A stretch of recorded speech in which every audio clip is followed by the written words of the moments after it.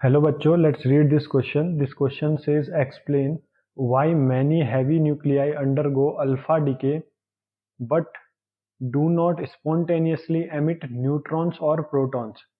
तो हमें इस क्वेश्चन में क्या पूछ रहा है कि जो हैवी न्यूक्लियस होते हैं वो अल्फा डिके ही क्यों करते हैं जबकि वो लगातार जो है न्यूट्रॉन और प्रोटॉन भी एमिट कर सकते थे।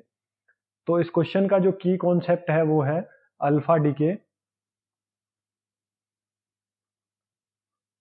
तो अगर हम अल्फा डीके को देखें तो अल्फा डीके में क्या होता है कि एक जो पेरेंट न्यूक्लियाई है एक्स, जिसका कि एटॉमिक नंबर है जेड, एटॉमिक मास है ए, तो वो क्या करता है, एक डॉटर न्यूक्लियस में जो है ब्रेक होता है जिसका कि एटॉमिक नंबर है Z-2 और एटॉमिक वेट होता है A-4 प्लस अल्फा पार्टिकल जो है उसमें एमिट होता है।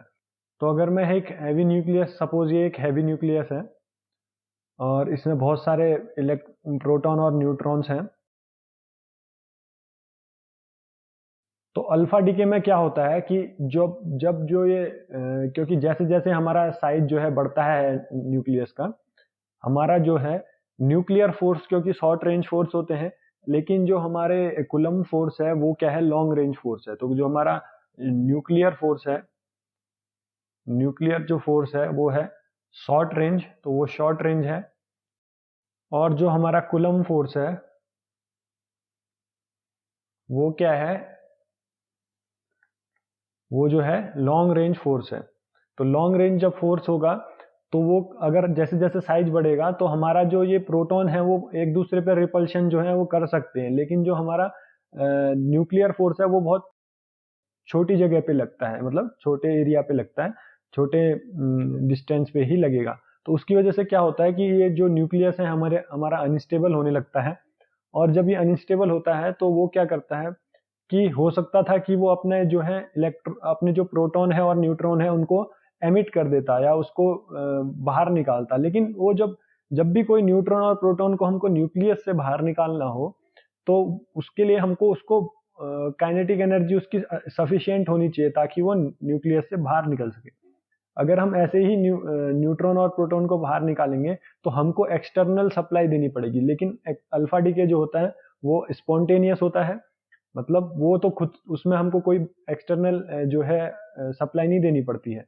तो अगर हम मान लीजिए कि ये जो है अनस्टेबल हो रहा है तो ये क्या करता है, अल्फा डीके में हैवी न्यूक्लियस, उसमें क्या होता है कि कुछ क्लस्टर बनने लगते हैं। मतलब क्लस्टर मतलब सपोज ये जो है चार, जो दो प्रोटॉन है और दो न्यूट्रॉन है वो आपस में आ जाते हैं और बाकी जो है ऐसे हैं। तो जब ये पास में आते हैं और एक दो प्रोटॉन और दो न्यूट्रॉन मिला के क्या बना लेते हैं, हीलियम न्यूक्लियस बना लेते हैं। तो 2 प्रोटॉन प्लस 2 न्यूट्रॉन जो है हमको क्या बना देते हैं, वो हमारी हीलियम का जो है एक न्यूक्लियस बना देते हैं, जिसको कि हम क्या बोलते हैं, अल्फा पार्टिकल। तो ये जो न्यूक्लियस जब ये बनता है तो इसके पास क्या है कि इसकी बाइंडिंग एनर्जी बहुत हाई होती है। मतलब जो हीलियम न्यूक्लियस बनता है इसकी जो बाइंडिंग एनर्जी होती है, बाइंडिंग एनर्जी जो होती है, एनर्जी जो होती है इज हाई। तो बाइंडिंग एनर्जी जो होती है इसकी, जो अल्फा पार्टिकल है वो बहुत, यही अल्फा पार्टिकल है, इसकी बाइंडिंग एनर्जी बहुत हाई होती है। तो इसकी बाइंडिंग एनर्जी जब बहुत हाई है तो इसका मतलब क्या हुआ, जब ये चार जो है, दो न्यूट्रॉन और दो प्रोटॉन ने जब क्लस्टर बनाया तो कुछ एनर्जी जो है वो रिलीज होगी। तो वो जो एनर्जी रिलीज होती है वो सफिशियंट होती है कि जो ये हीलियम न्यूक्लियस है, जो अल्फा पार्टिकल है, इसको न्यूक्लियस से बाहर निकाल सके। तो जिसकी वजह से कि हमें अल्फा डीके देखने को मिलता है। तो अल्फा डीके क्यों होता है, क्योंकि जो अल्फा पार्टिकल की है, अल्फा पार्टिकल की जो बाइंडिंग एनर्जी है वो ज्यादा होती है। Alpha particle have high binding energy, high binding energy. तो इसके कारण क्या होता है, हाई बाइंडिंग एनर्जी के कारण कि ये जो ये क्लस्टर बना है इसके पास जो है काफी एनर्जी होती है, जो जिससे कि ये बाहर निकल सकता है, यहाँ से न्यूक्लियस से जो है बाहर निकल जाएगा। और जब बाहर निकल गया तो उसको ही हम बोलते हैं अल्फा डीके। तो इसमें जो है हमने कोई बाहर से एनर्जी सप्लाई नहीं की, ये क्या किए, आपस में एक क्लस्टर बना और उस क्लस्टर बनने से क्या हुआ कि बाइंडिंग एनर्जी जो है उस क्लस्टर की बहुत ज्यादा होती है।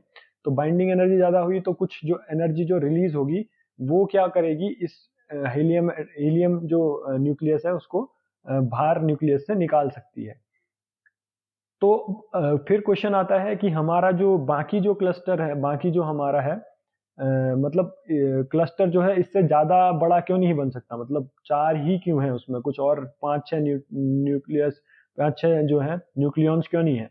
तो उसका जो रीज़न है, अगर हम ज़्यादा बड़ा अगर हमारा ये क्लस्टर होगा तो उससे क्या होगा कि हमारा जो मास है इस पार्टिकल का वो बढ़ जाएगा। तो पार्टिकल का मास अगर बढ़ जाएगा तो उसकी जो एनर्जी है, काइनेटिक एनर्जी, वो जो है डिक्रीज हो जाएगी। तो बाइंडिंग एनर्जी पर न्यूक्लियॉन जो होगा एक तरीके से हीलियम के लिए जो है वो सबसे ज्यादा होता है। सबसे फिजिबल जो हमारा रहेगा वो क्या रहेगा, अल्फा पार्टिकल ही रहेगा। इसीलिए जो है हमारा हैवी न्यूक्लियर जो होता है वो अल्फा पार्टिकल जो है इमिट करता है।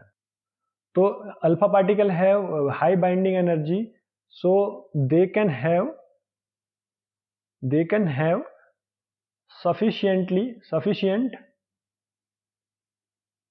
sufficient kinetic energy, and they can eject from the nucleus